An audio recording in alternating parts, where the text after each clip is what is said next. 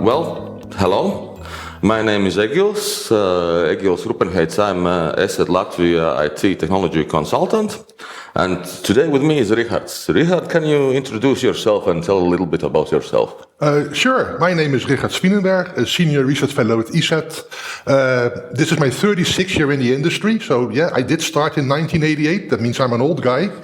Have many different functions in the industry. I also advise Europol's European Cybercrime Center. But enough about me. Let's get into the questions because that's why we're here. Okay, yeah. Today's discussion is planned to be about what happened last year and what we should expect this year. A bit about IT security in general, and then some small specific parts. So, if we look back at the year 2023, one thing that I've noticed that there's been a lot of data breaches and information has been stolen, and that's one of the main things that has happened. Well, statistically, the biggest part of the cybersecurity events. Why do you see that? What is your opinion? Why do you see that happening? Why is it happening? Well, you could have seen that with like the move attack, lots of data being transferred, copied, and information is valuable. You can do a lot if you have the right information. You can use it like in campaigns for advertisement, dedicated, but of course also for spear phishing if you know all the details of the one trying to hit on. Yeah. And basically the data is more important than the devices. Well, in an essence, the login information is data as well. Authentication information is the data as well, which can be stolen. Any type of data, like even including certificates, any password you have. Well, that's data as well. Yeah. Okay. About some events, we see that the information is more valuable than the device. About the fake news and attacks on news organizations themselves, why do you see it happening? What is your opinion about this?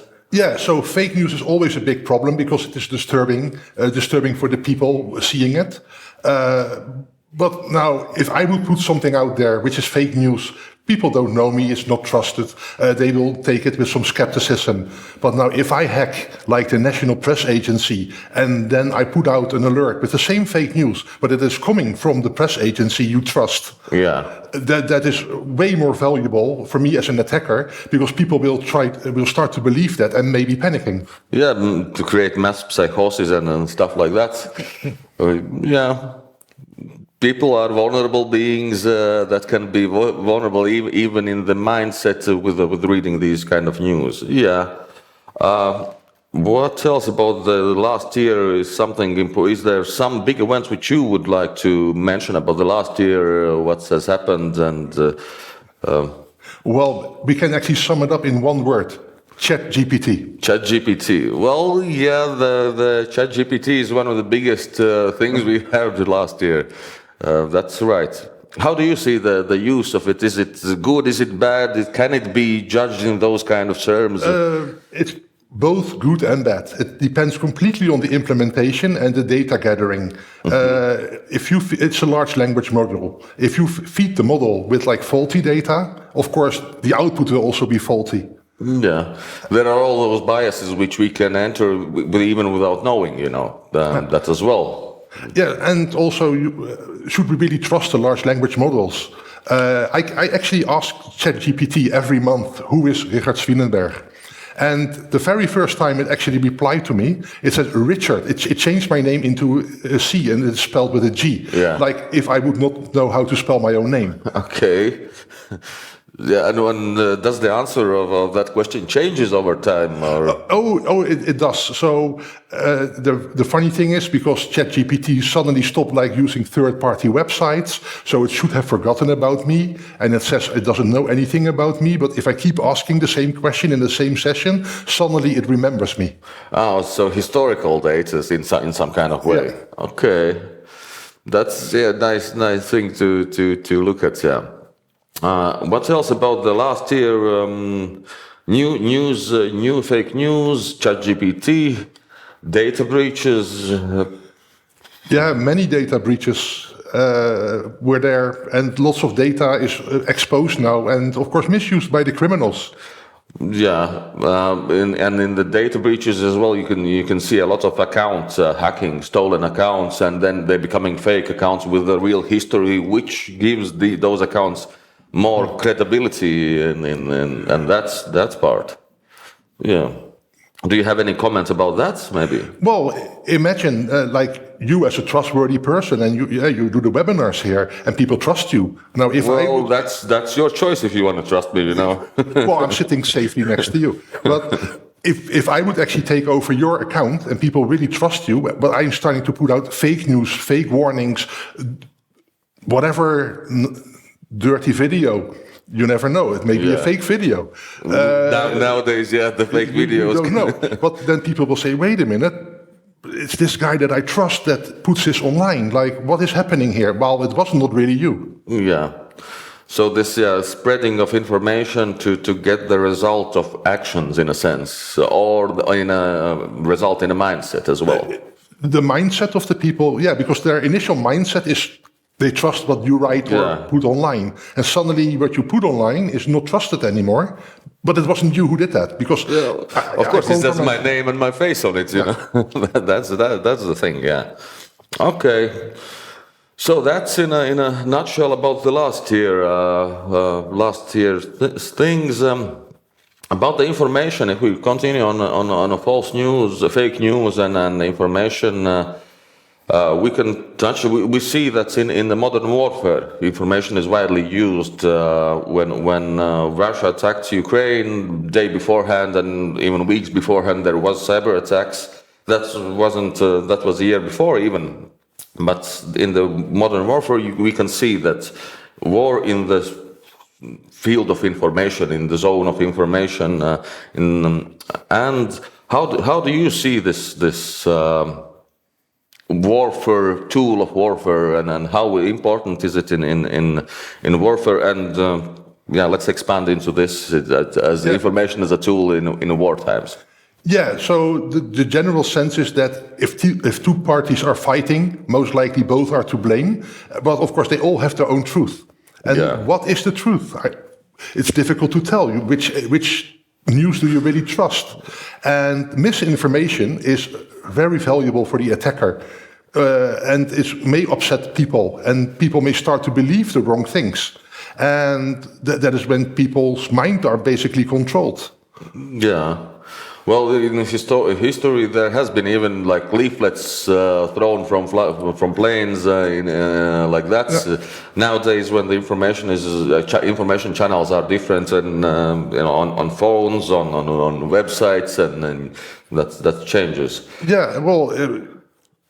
Right now on the internet, you could go on the internet right now and find a news channel spreading all kinds of news, but you never know if it is really true or not. It's unverified news. They put it out there, breaking news. Just loud headlines shouting about stuff. Yeah, I've heard and I've seen a couple of automated bots which using ChatGPT and probably techniques are automatically, like the bot creator gives a topic, and every day or even every hour, bot gives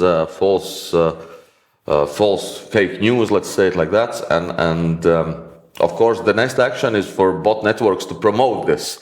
How do you see this kind of maybe the spreading of information? What should a person do if they see and they find it a fake news or false information? What is your suggestion a person should do?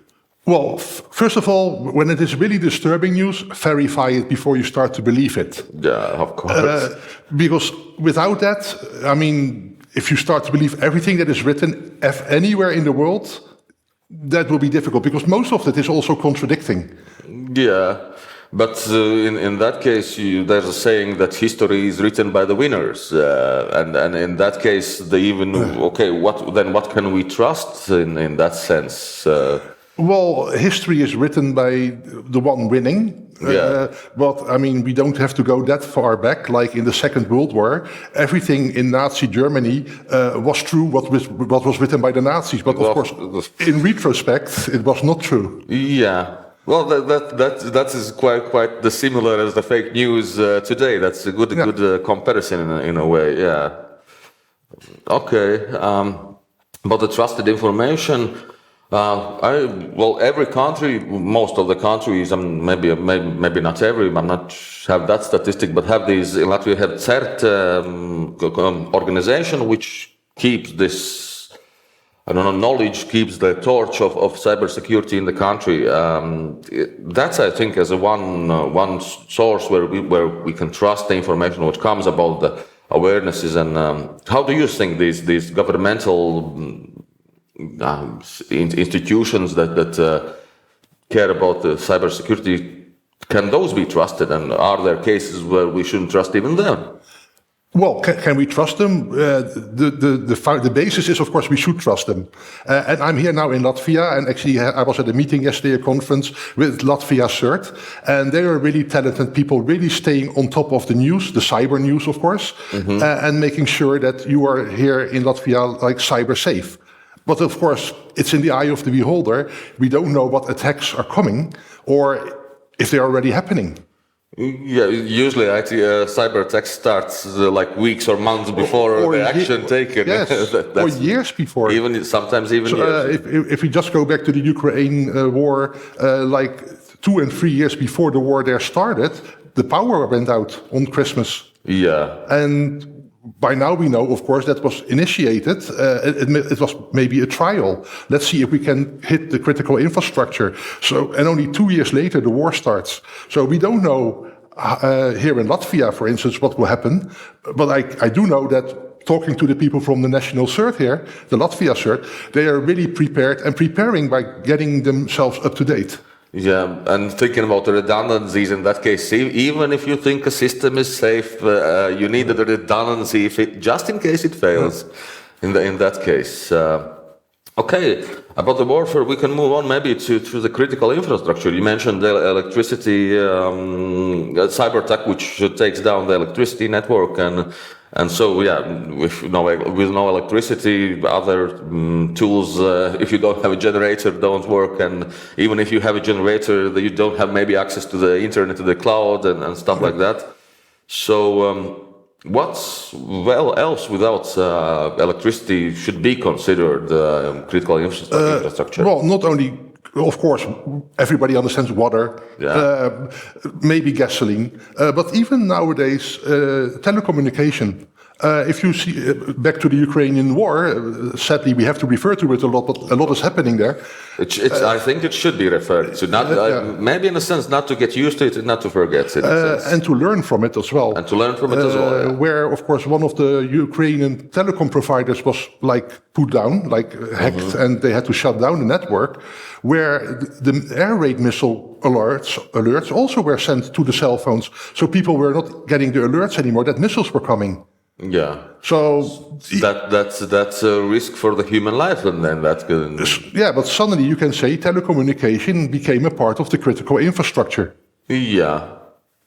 Well, it depends on the situation. Yeah, what is critical on that moment, and that. Yeah.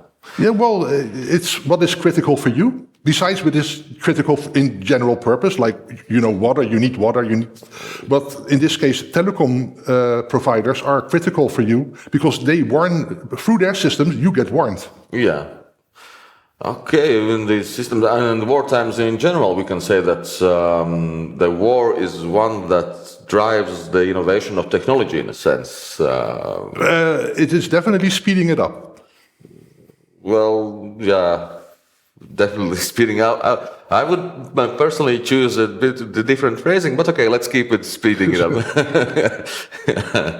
Okay, the evolution is faster. The evolution is faster than that. Yeah, we can say it like that.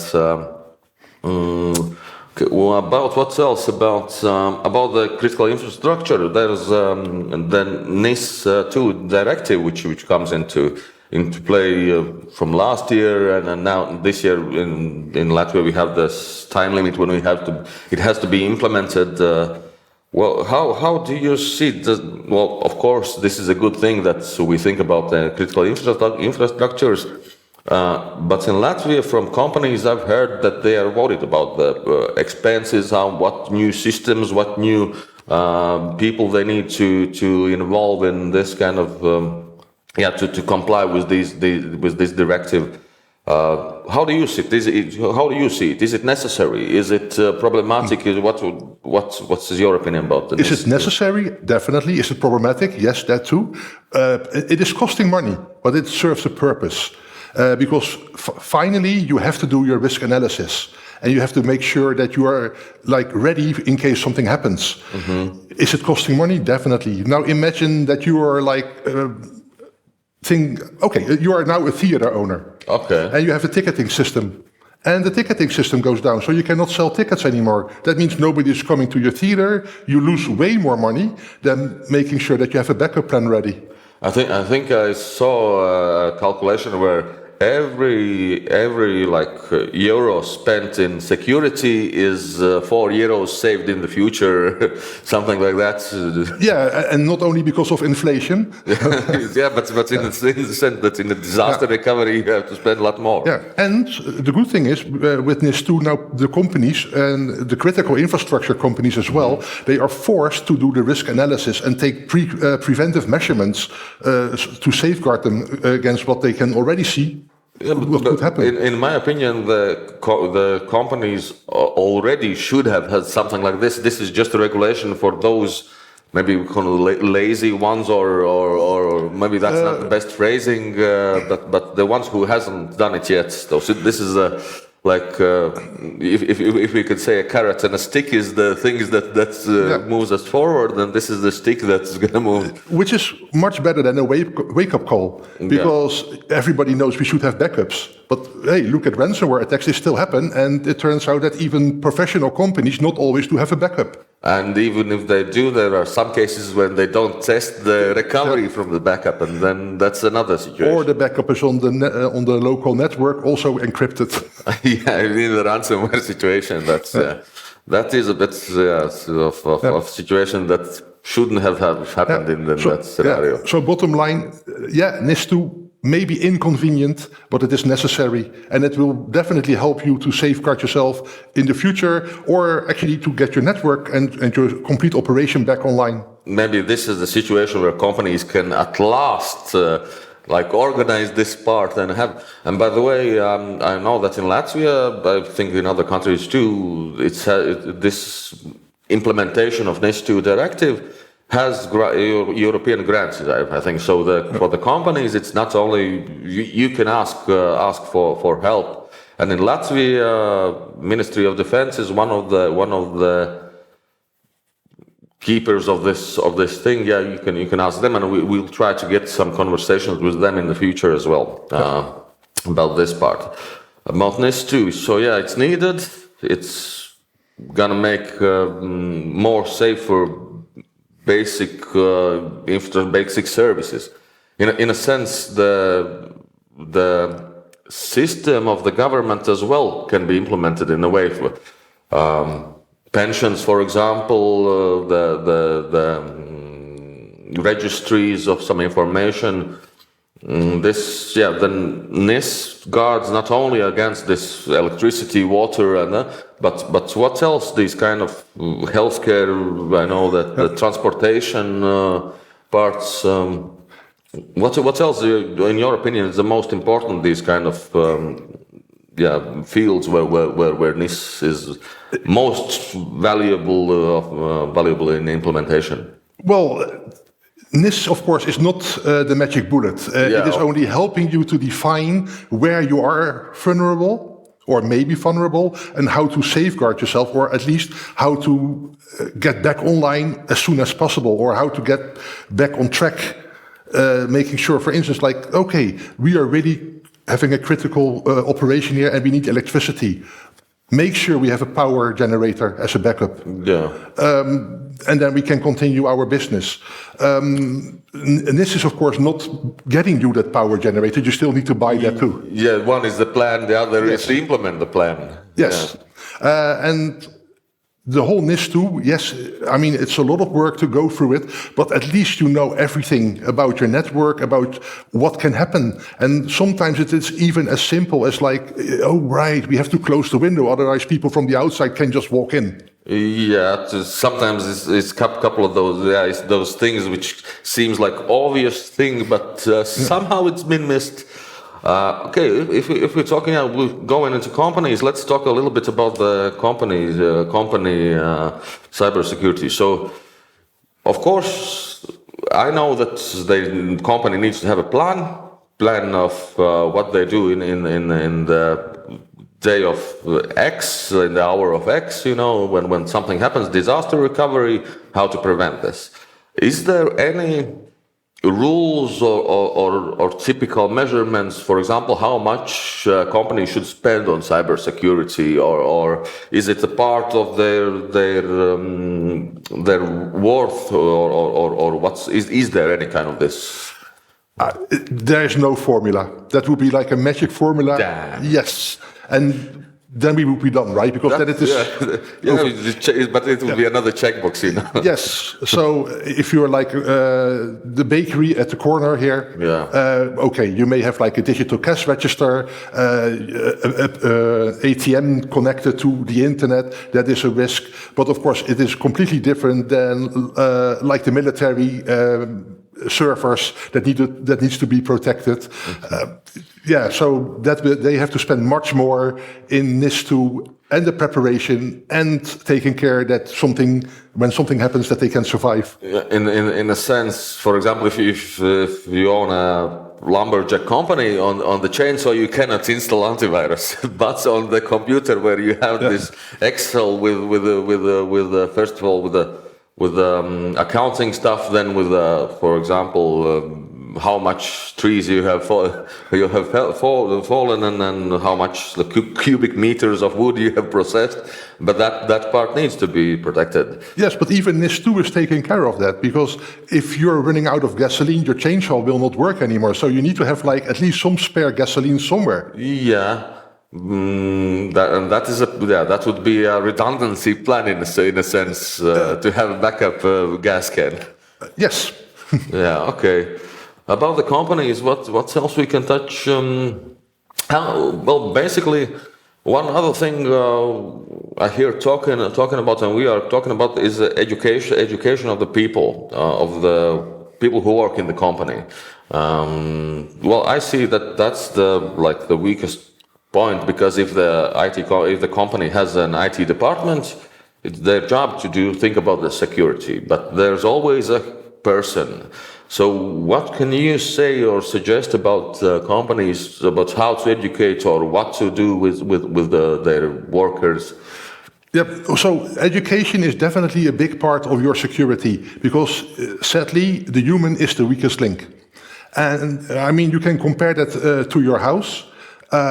You're safe in your house, but of course, if your son or your daughter is leaving the house and leaving the door open, people come in. Right? The weakest link, although you have like a really secure door and an alarm system, if you leave the door open, people come in. You need to still use the lock. Make the protocol and lock the door. Similar in like digital infrastructure, train your people, make them aware of new threats. Bring out a memo every week at the end of the week or the beginning of the week. This is what we have to pay attention to.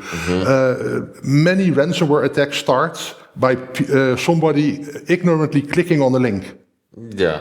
Or opening attachment. Or an opening, well, that would be a link in the email that anyway. Would be in the functionality, that would be a link as well. Yeah. And they think, oh, this is coming from somebody I know. No, even then, because it can be spoofed. And even if it is coming from you, my account could be hacked. Yes. So always be sensible about what you open. Why should I open suddenly an Excel file or a Word document from you if I'm not expecting something from you? Yeah. Yeah, that's always. Well, and how do you think the option of not giving a standard user a choice or anything like limitations of the user account rights and that prevent a lot, and maybe that can be implemented instead of educating people? Yes, maybe a good start, but it also has limitations then. And suddenly, and let's move back now 2 years in time, COVID-19. Yeah. People suddenly had to work from home. Not everybody had like equipment from the office, so they had to do it on their home equipment. Yeah, the personal equipment. Yes. So suddenly you move from like this really controlled environment where you can't do anything which you shouldn't do, until on your home laptop, which you also use for gaming, to watch videos. You give the kids to click around in the internet. And before you know it, you connect with that laptop or that computer to the corporate network. Even on a VPN, it doesn't matter, that system is compromised. Of course, because you're on new, untrusted, unchecked device. Yes. So it will not only help your employees if you make them aware, give them awareness training, tell them what is happening. It even helps them in their personal life because they are aware at home and can teach their children again. And in case of COVID-19 happening again, which of course we hope never will happen again, but yeah, it's going to be COVID-20. Yeah, but then at least people are aware that they also should be really careful at home. Yeah, of course. The knowledge always is the best defense mechanism, in a sense, you can phrase it like that. About the companies, what's more about the companies educating their staff about how to evaluate from where the attacks could come, or what should we protect, how to start this. If there's some company owner who's listening to us now and thinks, okay, I haven't thought about security, what should I look at? What is the first steps? What should I, Well, if you have a company and you have like an IT department, make sure the IT department has a threat intelligence feed from your security vendor. Because that is how you can learn what is coming or what is seen right now. And then the IT administrator will know, hey, this is also affecting us. Wait a minute, we don't have protection for this. Or we don't have like a safety feature for this. Or now we can warn our employees. So threat intel feeds, where the context, of course, really matters, is a really good way to implement an additional level that you can feel more secure. In the sense, this is a flow of information, what's actual, what's need to be taken a look at, care of, and But okay, that is a step where to look at the IT staff. If the company has some, there are companies who hasn't got any IT staff. What would you recommend for them? Either to find a person or to look for the solution or service, or what's? Well, since the whole world is going digital, sooner or later it will be digital only. You will have to find that person that knows. Now, I do realize that, like in real small companies, it can be like quite expensive to hire an additional person. There are some examples for startups who doesn't think about IT security because there are not enough people, not enough in investment capital, or. Or like the local family store around the corner. I know it is difficult, but at least you can still contact your security provider, regardless of who you have. All of them, or almost all of them, have like their blogs online for free, where they also promote security and tell you what happens. Find a trusted source and keep your interest at peak. We could say like that. Yes, maybe. And you could say that your security vendor, the one you use, you trust. Otherwise, you would not have bought their security software. Well, unfortunately, I've seen some cases where we need something. Okay, just for the checkbox. Okay, let's go for the lowest price, and then. Yes, well, that happens. Sooner or later, you will see the consequences of that. Well, and in IT security, it's better not to see consequences. No, because then you really start to pay. And then you learn that just paying a little bit more attention to what kind of security you need, although it may be a bit more expensive security software as well, but if that is what you need, that will save you a lot of money in the end. Yeah, to be proactive. In IT security, I like to say in IT security that you need to be proactive, because after the precedent, you have to have a disaster recovery, not to think about how to prevent this. Yes, and you have to realize it is not when you're hacked, because sooner or later everybody is hacked. Maybe you're already hacked. Yeah, and you don't know just that. No, but with the correct threat intel feeds, you can see, hey, wait a minute, I had this like glitch on my network, but now it is written here. Like, oh, somebody is in my network. And so you can even use it to realize that you already are hacked. Yeah, about those glitches. By the way, one thing which that is mostly with home customers, which I mentioned, but I phrase it as a expected action that did not happen, and that is like a big red flag. For example, you try to open something and that you expect something, and that doesn't happen. It happens either nothing or something else. That is a big risk as a symptom, big red flag in a sense. That's the same that you said. Yes, well, a computer is black and white, right? I mean, if you normally start Notepad and Notepad opens, you start Notepad, Notepad opens, you start Notepad, the calculator opens. Oh, that's weird. Yeah, that's why?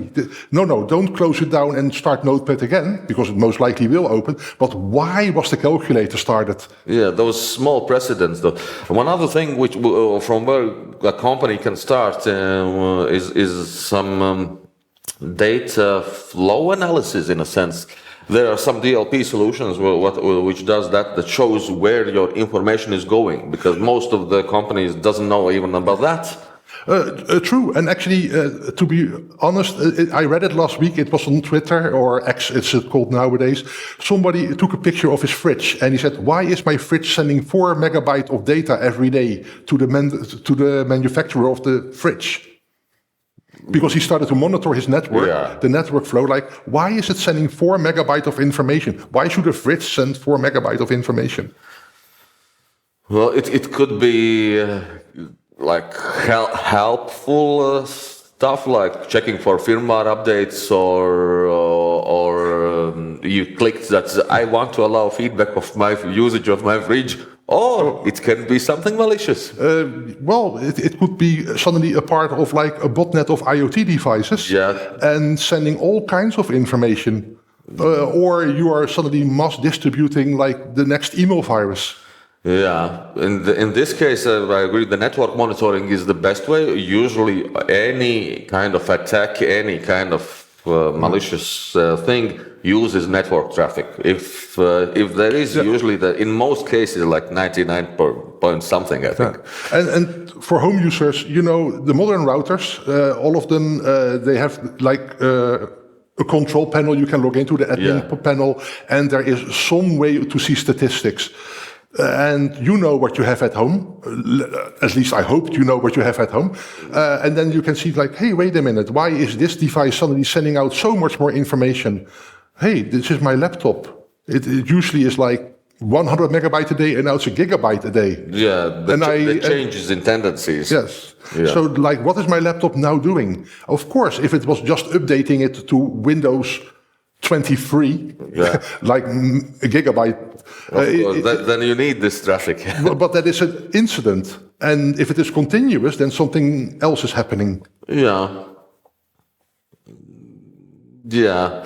Network traffic is a good way to look, a good place to look at as well. Yeah. About the actions, about the expected actions, about unexpected traffic, and about the companies. Let's see what else maybe we can touch upon. So train your personnel. Have some security vendor or solution, and update it. And do exercises. And do exercises. Yeah, send out that internal phishing mail to see who clicks on it. Who clicked on this malicious link? Yeah. But one other thing about you mentioned home users and routers. One other thing which is update firmware, because that's the same.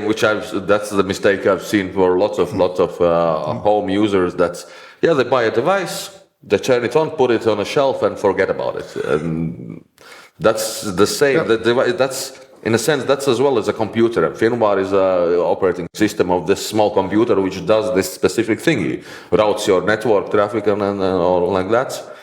So. Be sensible with it. And luckily, the modern routers, they do have this auto update feature. Yeah, and luckily for most of them, it's by default on. Yeah, but of course, then you also have to make sure that you do enable the protection. I've heard about the enabling protection. I've heard some hilarious stories about someone buys a security software license and keeps the license in a drawer and doesn't install anything on a computer and thinks that he's safe. So Yeah, so you can prove to the insurance that you bought security software. Yeah, for the insurance, the paperwork is there. But still, you lost all your precious data, the pictures of your children when they were just born because they were just there and you didn't have a backup. Yeah. Okay, if we go further into about the companies and security of companies, let's touch on AI.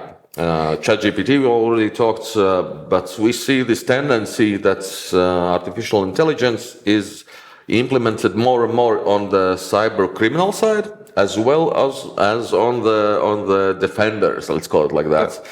So how do you see this evolving? Because in a sense, in my mind, if this goes further like this, it's going to be like active red team, blue team situation where one is always attacking, the other one is always defending. And how do you see this? I see it as purple. Let's make a purple team. Okay, yeah. Because you need to do both. Yeah. And you have to realize that it is artificial intelligence, large language models, they can be really beneficial in aiding you, but also in being against you. If I am the cyber criminal and I gather so much information from different organizations, different language models, leaked information, and I put that in my own large language model, and now I said, who's Egils? Okay, he likes cars, he drives a Maserati, I saw you parking the car out on the street. And then I can do a dedicated spear phishing, and you say, the one sending this to me knows so much about me, this must all be true, because this is information I haven't stored in different locations. I have stored in different locations, not all together. But now I got it from everywhere and put it together into the perfect spear phishing, the perfect advertisement campaign. Yeah, but in that sense, the perfect like spear phishing campaign, nowadays people voluntarily share so much information on social networks that is a completely different problem on its own, I think. But and that's true. People complain about their privacy or lack of privacy, and then share everything. And on Facebook, everything is there. Yeah. Okay. But let's turn a little bit back to the AI part. We'll touch the accounts at the end and private users, home users. About the AI. So, if this AI is starting to work to attack companies and to defend companies and even home users, what's the role of the human being stays here? Will we need an IT specialist, security specialist in a sense? Or will the AI do everything for us, maybe? I'm not sure that AI can do everything for us, but of course, the proper AI, if the model is right, can spot things much quicker. Of course. Than what we can do manually. Computer calculations go quicker and I think it is a hybrid solution. It is the AI that is spotting like a weird event, out of the blue event, something unique happening, and then with a threshold is sending it to you, the expert, to see if it is really something which we should take care of, or, oh no, I expected this because we installed a new device or a new piece of software. Mm-hmm. So still use it as a tool, not as a solution for everything. No, and why not Skynet? Yeah. Okay. Terminator. Yeah, of course. Yeah, there are other like scenarios which should not happen. No, you should always keep the control, and of course, you can start to rely a little bit on artificial intelligence, specifically for the really simple tasks. Well, automation should be created, but they should be created with the mindset of a human. What this we can categorize it like that. In that sense, you mean? Yeah, for instance, translating something. I mean, we are now talking English, but Dutch is my native language, Latvia is your native language, but we understand each other. But of course, when we would write everything down, when we make a transcript, it has grammar errors in it. Maybe spelling mistakes. That can all be automated, and artificial intelligence can fix that properly. But at the same time, it can also be misused to write the perfect phishing mail. Yeah. That as well. So AI is at the same time helping and destroying us at the same. No, destroying maybe is not the right word. No, well, it is helping. Let's move it into the medical situation. And you go to the doctor, and you have this really weird thing in with your body and you describe I have something on my elbow, for example. And you describe it, and the doctor doesn't know. He's never heard about it. But now he can feed it into like an AI medical model, and it says, "Oh, in Timbuktu, we had like 3 of those cases, and it turned out to be, and it's very simple to solution. And suddenly the doctor can sense it. Oh, wait a minute, I'm reading it now. I can see. Oh, this is identical, but I never knew about that. So it is also a tool to help. Like information gathering in this thing. But the doctor is the verifier of the information. That's still a human being at the end who makes a decision, of course. Decision making for the AI, that should I think be given to the AI. And why should there be a human involved? Verification. Facial recognition can put you and your twin brother, and your twin brother can be identified as you, although the human can still see the differences. In many ways, I agree completely on that. Okay, about the AI, what else should we look about the AI? Talk a little bit. So on both sides. So about the home user, hearing about this AI and AI attacking us and doing spear phishing attacks and knowing a lot about reading our social media posts and giving us the right phishing at the email that we click on, and that's what should the home user do? Maybe to go analog, not to use the computer at all, or what would be the solution for the home user? So the only way not to be hacked in a cyber way is not to use a computer, which is going back to the old Stone Ages, and of course not feasible anymore because everything is digitized and electronic. One more comment that even if you don't use a computer, you are in the registries of the country, and those registries are in the IT system. So the information about you still is in and the tax people know. But you can prevent like a lot of information being floating around freely on the internet. It's a utopia to say you have to leave Facebook or any social media, but you can restrict access to it. So for Facebook, restrict access to just your family members or your friends. But now many accounts are open to the world.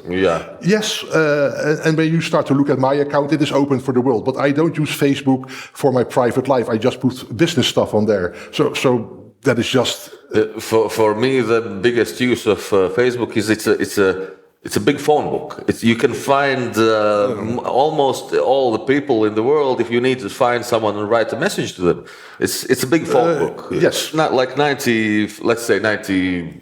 Let's leave it at 90%. Have an account in Facebook. So for me, it's that can be convenient, and you can still find people, but you can still restrict access to the content to your friends and your family. And one other thing is that you can choose what to post. Well, you have that decision anyway. But you can also prevent others from writing on your timeline there. That can impact your as well. If someone else writes, it's still on your wall. It still can be taken into consideration as in combination with your actions. I could put up there some fake news in there, and you not taking it away may for others be that you are really endorsing that as well. But maybe I'm just in the woods for the vacation and not seeing the post. Well, that's another thing. If you know you're going to be away from your computer the whole week, why not temporarily suspend your account? That's another option to check your account. And by the way, if we're talking about accounts, I know that statistically most people have a lot of unused accounts. Delete your unused accounts. I would say that's. Would you agree with that? Well, I cannot even imagine how many people have like a tryout account but forget to remove it, but their email address is there, because quite often when you start an account, you get an email to verify it is really you. Everything goes through email. Yes. If you really want to try out something and you're not sure you're going to keep it, first of all, delete the account because other people may take it over. But also try to use a disposable email address. That is another way, to use those disposable. I personally have 4 or 5 email addresses, and one is dedicated for those that's okay. This is the one that's for the spam and for the just in case registrations. So and I own a few domains, and I use one of them also to register for websites, just trying it out. Okay, it's not for me. But I make a dedicated email address for that. Well, I own the domain, so I can make as many as possible. Yeah. And suddenly, it didn't happen with LinkedIn, for instance. But if I use an email address for LinkedIn, but suddenly I get a spam mail with my LinkedIn email address, which I only use to log into LinkedIn. I know that LinkedIn has leaked the email address. So information has somehow gotten away. Yes, and if you have not checked the box, make it public.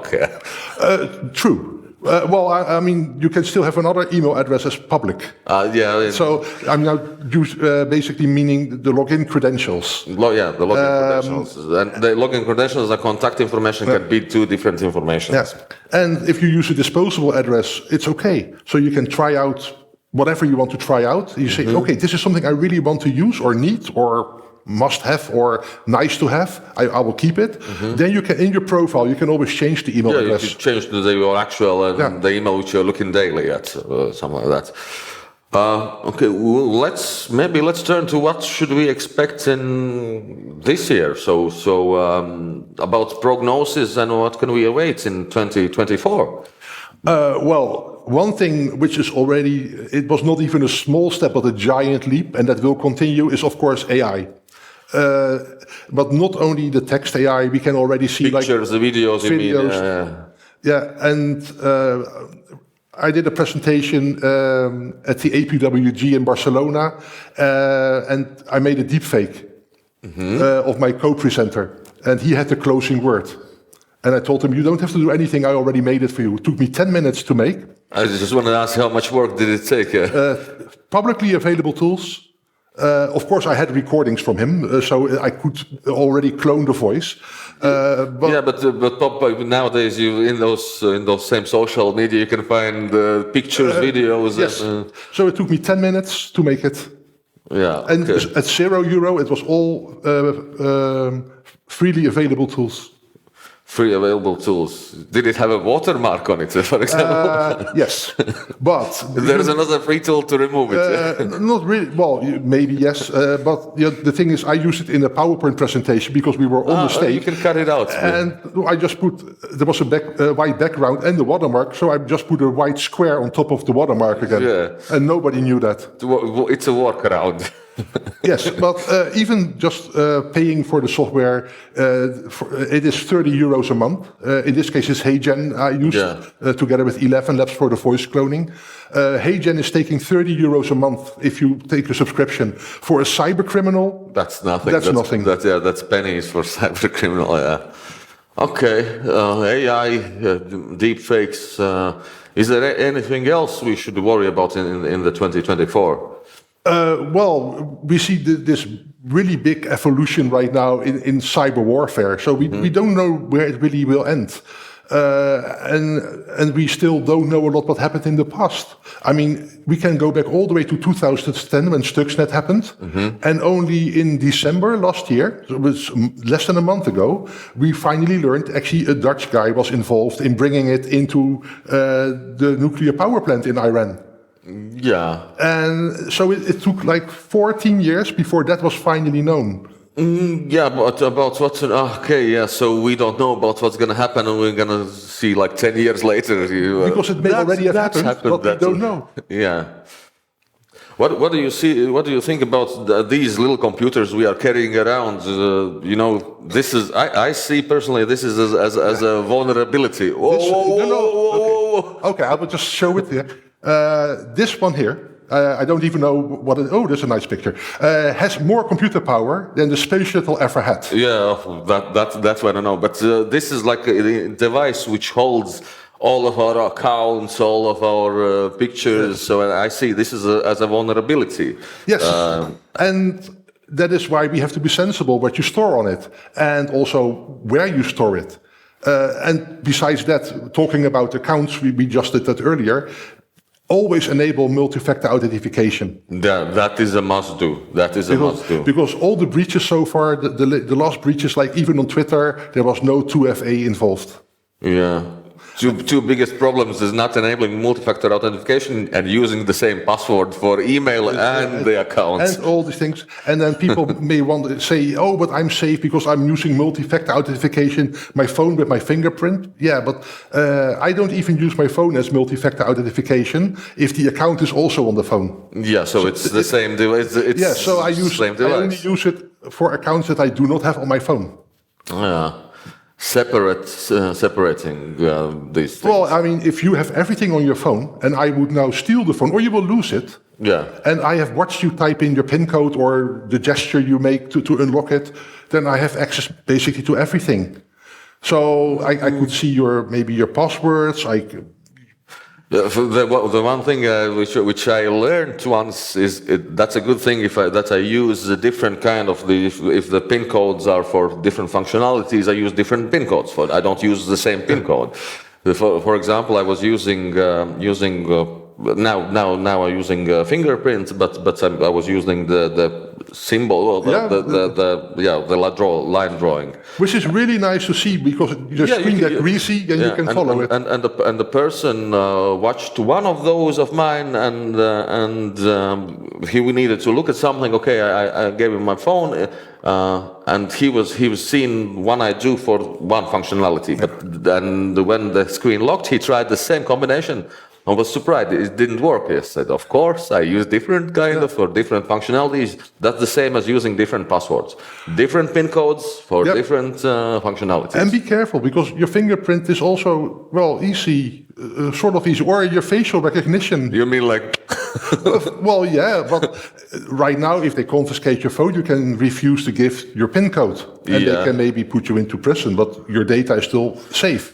But if you have facial recognition and you hold it in front of your face. Nowadays I need to close my eyes. But that is the biometric data, and that the input data cannot be changed. That is a whole different topic. I think we can dive in. We don't have much time left. I think let's talk about 2024 a little bit more. What can we expect? Devices, data security. We need to think about. And about plans and about ESET, do you know about maybe anything like golden solution from ESET is coming this year? Maybe that will help us all and make us safe. Well, as you know, ESET is like a research company. We do a lot of research also in future attacks, and of course we are preparing for that. But of course, if I would now tell you about the attacks that are coming. Yeah, the attacks would change. The attacks are happening tomorrow already, because that is how quick the cyber criminals are adopting. You see that when there's a new vulnerability that is published, the next day or even the same day, it is already misused. Of course, yeah. So, we are always working in enhancing the security, but let's not always put it out there in advance. Okay, understood. About the trends a little bit more. So the data stealing of the accounts. Is there any other trends you've noticed about which we should think? For example, what companies should think about in this year? To be honest, you should really limit the possibilities what people can access. User rights, you mean? The user rights. I mean, if you have somebody only writing letters, why should he or she be able to start Excel? Okay. This really simple, of course, simplistic. This because most often it's like that's the combination of things. But why should they be able to connect to the accounting system if they're not an accountant?